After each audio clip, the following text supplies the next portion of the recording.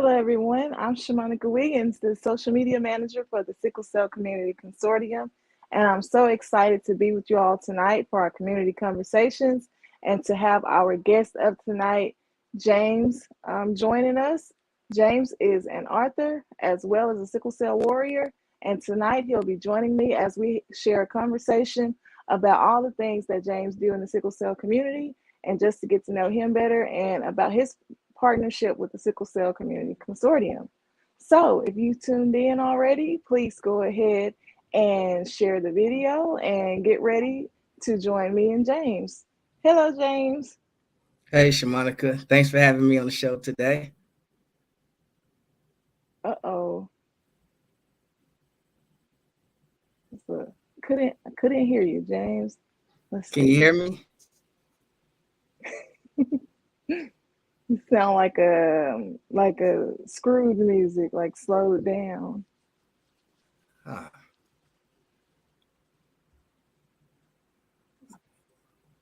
Is that on my end? I can hear you, James. I think that is Shamonika's audio on there. So I will let her know to go out and come back in. But first of all, I want to thank you so much for coming in and joining us tonight. We appreciate it. If you could tell us a little bit about yourself and what you do in this space, that would be great. I want everybody to get to know who you are. So tell us who you are. All right. So I am James, like you said, James Griffin. I'm a sickle cell warrior, 40 years old. I'm an author, and I also do advocating about sickle cell. So I go and speak in front of different audiences, whether it's patients or it's, doctors or just different panels with pharmaceutical companies. And I just speak about the impact how sickle cell had on my life and the changes that need to be made when it comes to hospitalizations and the everyday life we go through having sickle cell. So that's pretty much what I do and the advocacy work I do around here. Recently, I did team up with a blood center out here in Wisconsin. I'm in Wisconsin. So I also partnership with them and I help advocate for more Black blood donors. But it doesn't matter what race you are when it comes to donors, and I should say African Americans, but it doesn't matter what race you are, but I advocate for more blood donors. Awesome. Thank you so much for telling us. How long have you been like a part of the consortium, or how did you hear about it? So I got with the consortium. I actually seen Lakia, Dr. Bailey, at one of the conferences. So it was back in 2018, 2019, right before pandemic. So I seen her at the World Sickle Cell Convention, and she came up to me and asked me would I like to be a part of the consortium, and she told me what it was about. And because I like advocating and I want to help spread the word about sickle cell awareness, I decided to join, and that's how I ended up with the consortium.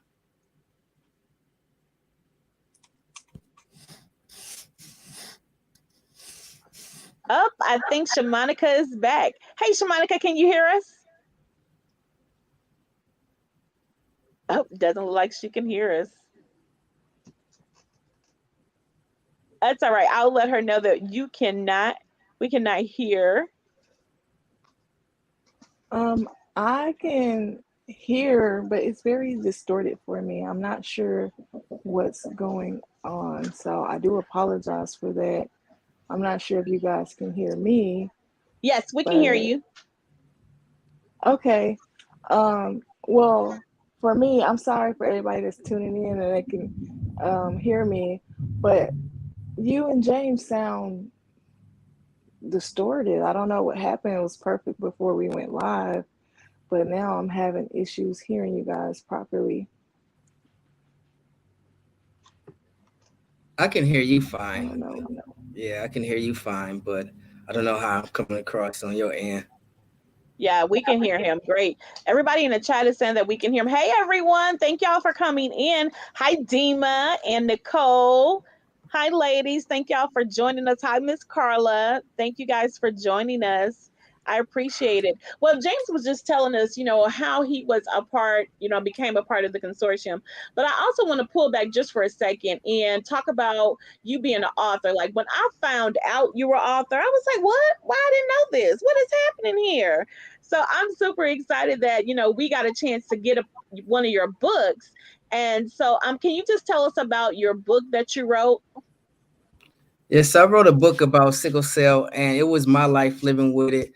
I basically wanted to let people know what I go through, because when I tell people I'm going to the hospital, they think I'm in and out, or they don't know behind the scenes what I would go through. And especially when it comes to being treated, mistreatment, or even a good treatment, they didn't know everything that took place when I went to the hospital. So I basically wanted to write this book to let my friends know, and then to raise awareness for sickle cell, because every time I would tell somebody I had sickle cell, they would say they heard of it, but they didn't know what it was about. So I just kind of chronicled things I went through, and then I wanted to spread awareness about it and talked about different things that someone with sickle cell would face and how it impacted my life, because it affects my job, it affects how I work, it affects the daily activities I can do, and so it just affects everything in my life and relationships too. So I just wanted to put that out there so that people could understand what someone with sickle cell goes through, and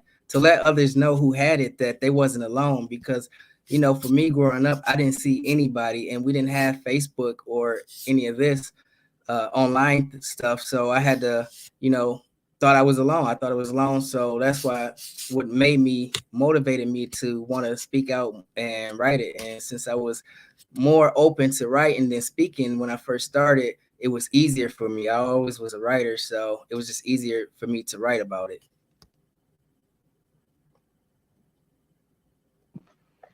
That's interesting because when I first started working in this area, I didn't see a lot of male authors, and then all of a sudden I saw your book, and I was like, "Oh, this is what's up. This is something I think we need." And so when the consortium, when we were talking about doing a library, we knew we had to have your book in there, just because we don't hear the voice of the male warrior a lot. And so it was real refreshing when I first met you too, that your advocacy journey is not like it's similar, because everyone has that similar thing, but it's really it shows how everyone could have, like, you can have multiple people with the same SCSS, but their journey is so different. And coming to terms with that just really makes me happy to see that put your journey and your everything into. First of all, thank you for doing that. We appreciate it. And I like your book. I mean, go ahead, author. I like having, and we have some congratulations on your book in the chat by one of our other authors, L. Cole. And I know how hard it is to be an author, because I ain't did it yet. Because listen, I tried, James. I tried, but your girl gets stuck. I be having writer's block and whatnot. So congratulations on finishing and really, really doing a good job with it. The next thing I kind of want to talk about with you is when you're talking about advocacy. When you started, I'm not going to ask you how old you are, because I think that might be rude. Oh, I But said in the beginning. I'm 40 years old. I said you're it in the 40. beginning. Okay, so Yeah, 40 years that's old. And so your advocacy journey and, just a journey with sickle cell. Can you tell us a little bit, or give us a story that would encourage some other young men out there? Because again, like I said, we don't have a lot of voices of the male perspective in this community. And of course, we're getting more and more, all the time. But because we do have you on this show, we would really like for you to give, kind of some encouraging words to some young males out there, if you could. about getting into advocacy. Yes. And in your journey with it, and how did you do it? What made you want to? Because a lot of people that have sickle cell, they don't talk about it. What made you want to talk about it and really get into it? Well, I was frustrated not seeing a lot of it in the media coverage, and just having sickle cell and it not being talked about, because it's one of the biggest hereditary illnesses there is, genetic disorders. So not being talked about, that was a burden to me, and that upset me, frustrated me. So I wanted to talk about it. But my advocacy started once I came to grips with having sickle cell and was okay speaking to others. I'm like, okay, now I have to. Now I have to. I'm okay sharing my story. I'm getting positive feedback and sharing my story. So it ultimately ended with me moving to a different city, and then just getting involved with a walk. And once I got involved with a walk, I met other people, and they encouraged me to speak out more, and it just was a network that I liked, and I just wanted to be a part of, and I wanted to see change. That was my ultimate goal. It wasn't for me necessarily. It was because I was thinking about other people when they would go to the hospital. I knew that they wasn't being treated right. Now I got treated right most of the time, but the one time or the two times I didn't, I thought about the other people who would get treated not right all the time. So that's what made me step up and be like, I'm okay sharing my story. I want to see change in how people get treated. So I'm gonna speak out, and that's what I did.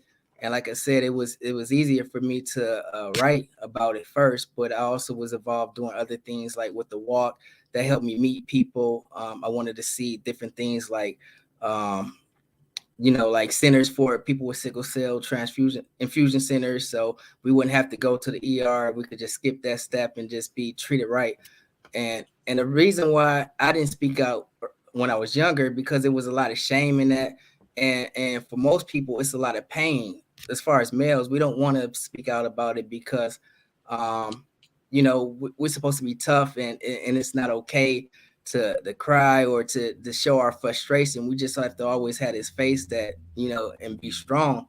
And so that's why a lot of people may not speak out. That's what held me back. I was more so ashamed about it. So that's how I got into it, though, just being around others.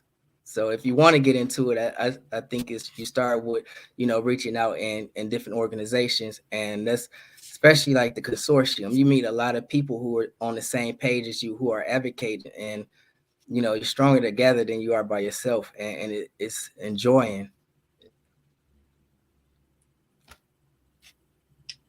Okay, I agree. And I'm back, everybody. Forgive me for the technical issues. But James, I want to, when you said you were ashamed, I think you come in as a guy. Guys shouldn't, they don't want to be in pain and stuff. I don't really, from my point of view, I don't see the guys as being ashamed. I think the guys are more prideful when having to admit the pain and like the barriers that we face with sickle cell. So um that's how I see it more than ashamed. It's just I see the guys have the pride of that I'm a man, I'm supposed to be strong. But I love it when guys like you and other male sickle cell warriors speak up and share their stories because as we all know, it's a lot of women in the sickle cell space that does advocacy and everything. But you guys really make a big impact on the younger guys that might be feeling the same sense of shame or, like I said, pride. So, yeah. And I also, me and you can relate because the reason why I got into advocacy is for others, seeing how others are treated. Like, I don't get treated bad often, but like you said, there are some patients who always get treated bad. Um, and it just makes you upset knowing that we have to go through that. So, advocacy and speaking up is for myself, but it's also for all the other people who don't have the courage or the know how to speak up and advocate for themselves. So, I'm not And sure what all I missed. Wow, I was my gonna stuff say was too. acting crazy. Oh, you good. You good. I was gonna say too, some people just don't have the support. I come from a good support system with, my parents always supported me. So they helped me, especially my mother. She helped me go through that hospital stage of, learning how to speak to doctors, and then I had family there when I was sick. They would do things for me, like go to the school, get my homework. So I had a lot of support with me around me growing up. So, that made it good for me when I was in the hospital or, going through the hospital stages.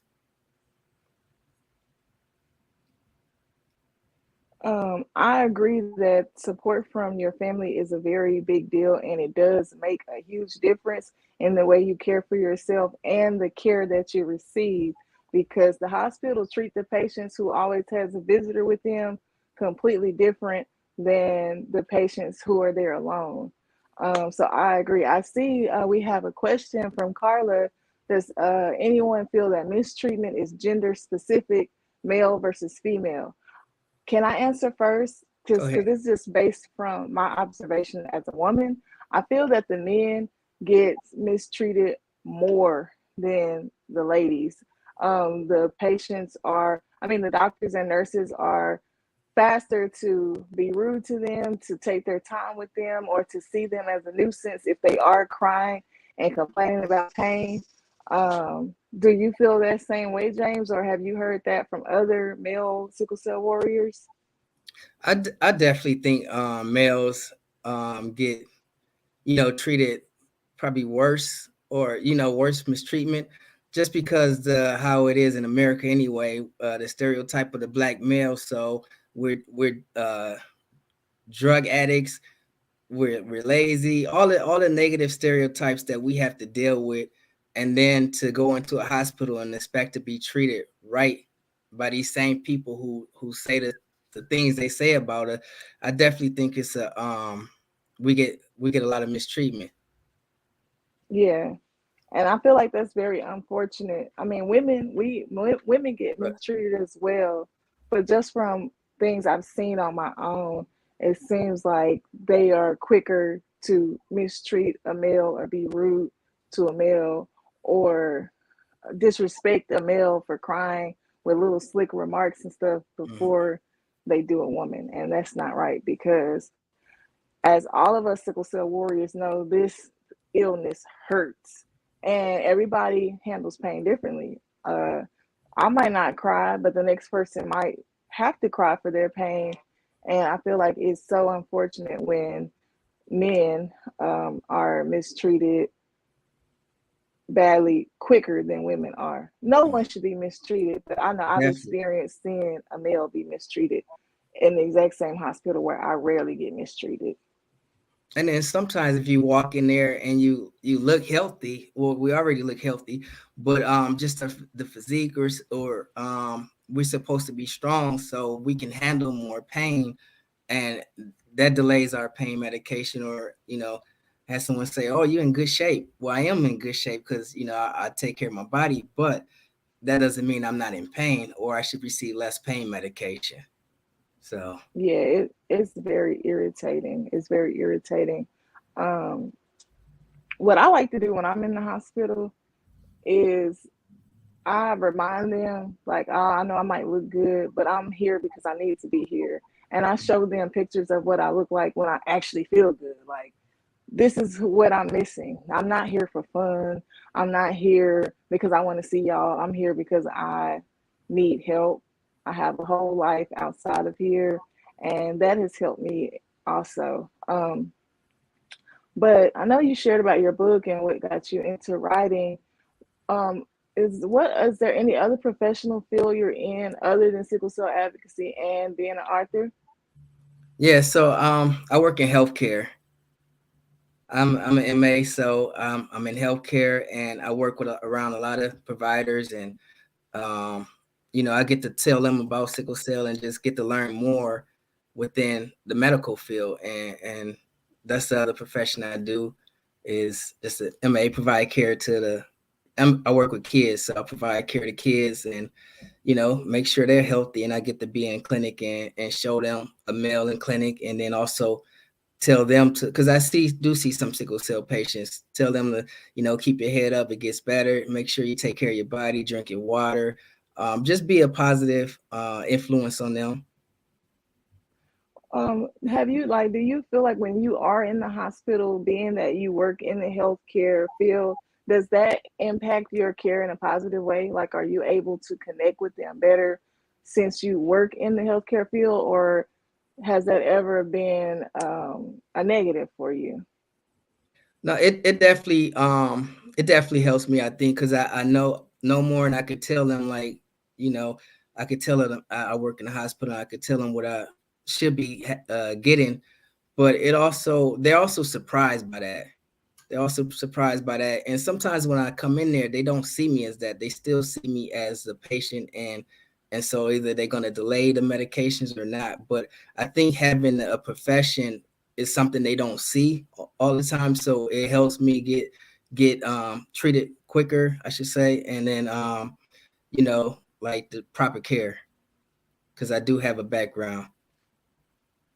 Yeah, I agree with my background in advocacy. It helps me a lot with receiving the care that I need because being so educated on sickle cell.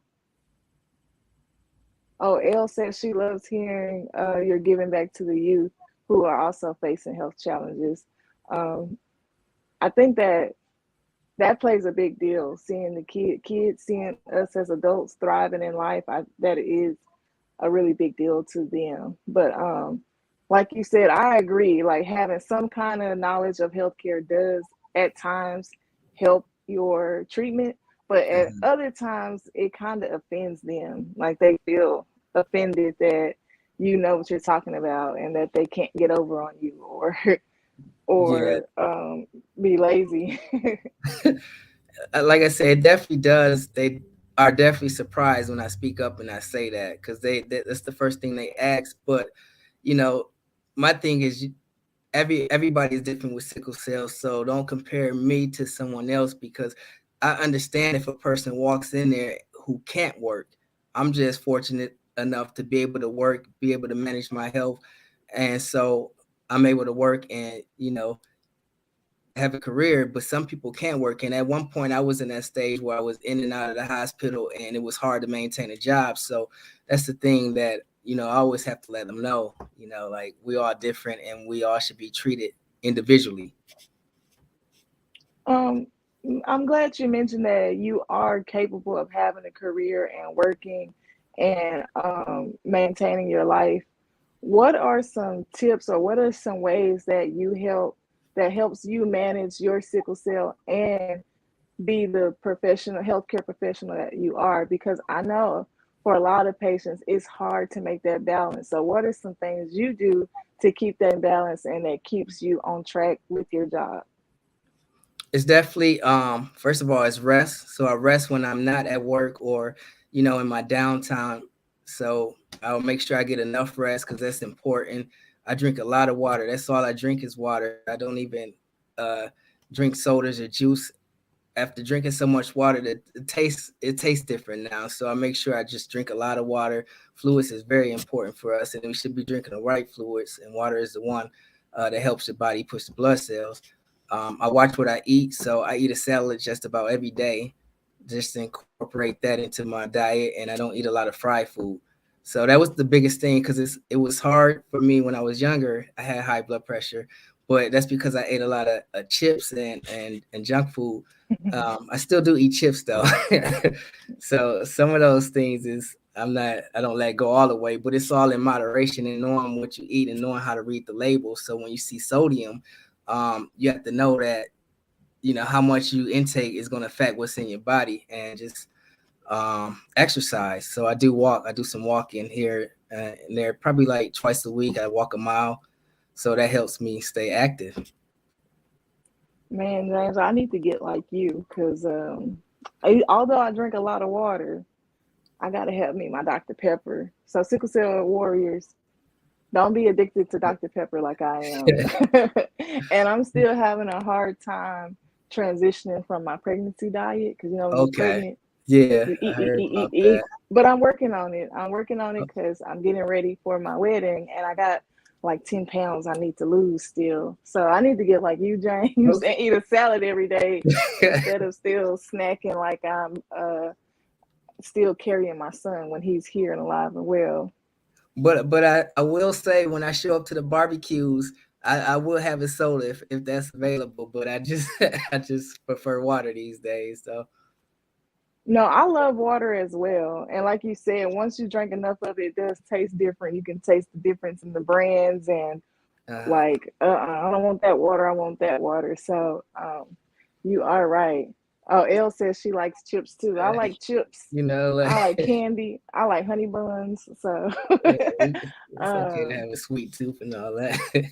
oh, thank you, Elle. Thank you.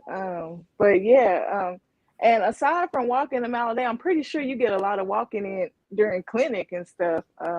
I know a lot of my friends who are nurses and medical assistants that work in the hospital setting. They get a lot of steps in during the day at their job alone. So I'm pretty sure you get to add that in as well. Yeah, I Y'all do. know I'm blind. I keep getting I the do. I comments work popping up. in a clinic, outpatient clinic, so it's not as much. It's not as physical as being in the hospital on the floor. So it definitely helps me do my job. That it's not, constantly I have downtime. Oh yeah, outpatient is a lot Yeah. more chill than on the floor in the hospital or the ER. Because, like you said, going to an infusion clinic is so much more relaxing than going to the ER because the ER is no Yeah. place that anybody wants to go unless they have to be there. Um, So I know you mentioned briefly that being with the consortium, you get to meet people who are on the same page as you and interested in advocacy. What is something else you would share about the consortium to encourage people to partner, and what ultimately made you decide to partner with the consortium as well? Well, I wanted to help the movement as far as bringing awareness to sickle cell, and I seen the work that was going on with the consortium, and it was something I wanted to be a part of. I always thought about having a nonprofit organization, but just being a part of one that was up and running and doing things for people and just cared about people with sickle cell. I wanted to be a part of that, and that's what motivated me to get into it. And I do think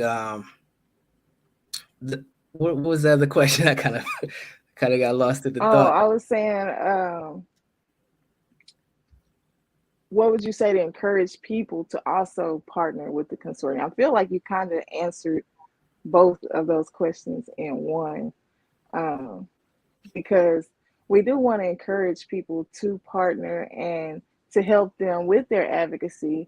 I know you said you wanted to start a CBO, and for me personally, when I first joined the consortium way back in 2015, that's when I was a part of Bold Lives for Sickle Cell, and we were not yet a 501c3, but thankfully, with the help of the consortium, we received a grant to become an official 501c3, and that's something that we still do today. I think a lot of people aren't familiar with that, but that is one of our goals here at the consortium, is to not only get people an opportunity to do advocacy and to work on projects and stuff, but to elevate your advocacy and get you to the level that you want to be on. So, James, if you still want a CBO, it's not too late. We can still help you with that or get that going for you as well. Okay, I definitely look into that. It's also a lot of learning that goes in with the consortium. Like I learned how to help myself advocate. So that's a good reason to get into it too. You learn a lot, and you get to be out in front of different people speaking, advocating. Like I said, they put on they have conventions, so it's a lot of pharmaceutical companies that they work with, and it's just a network for you to continue advocacy and learn. And two, it's fun too. At the end of the day, they do have things where it's work, but then you have your fun things that they put on for the partners. So it's a lot of fun, and it's more to it than just advocating. Yes, that is true. That is true. And speaking of learning and everything, we do have the Warrior University classes that we offer, and we have a one coming up pretty soon that will be with GBT. We'll be speaking here. The company GBT, who are the makers of Oxbryta, one of the medications that passed back in, I believe it was 2017 or 18. I could be wrong on the year, but it's one of the newer medications that passed that's actually helping and working for people. Has recently been approved for 4-year-olds, 4 and older, and we'll have them speaking at a Warrior University session all about Oxbryta. So you are right. We love for our partners and the warriors to attend our events to not only advocate, but to learn things that they can apply in their life and help them help themselves. Before we move on to the next thing, Carla wanted to know, what is the title of your book? And not only what is the title, but where can people purchase your book? So the title of the book is called Breaking Silence, Living with Sickle Cell Anemia, and you can find that on Amazon. Okay, Carla, so if you didn't get that, it's Breaking Silence, Living with Sickle Cell Anemia, and you can find it on Amazon.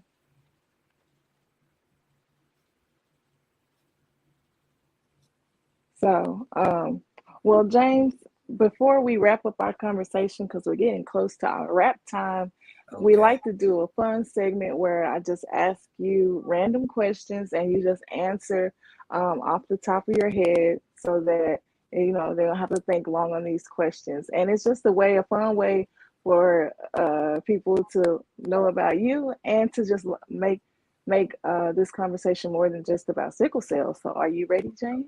I'm ready. I'm on the hot seat, huh? So okay. This one might not be a good question for you since you're so healthy, but do you prefer cake or pie? Pie, apple pie. Apple pie. Okay, Yes, I it's my prefer favorite. cake. Oh, I prefer cake, lemon cake. Lemon cake with caramel icing is my favorite. Okay. This one probably is a no-brainer. Reading or TV? Reading.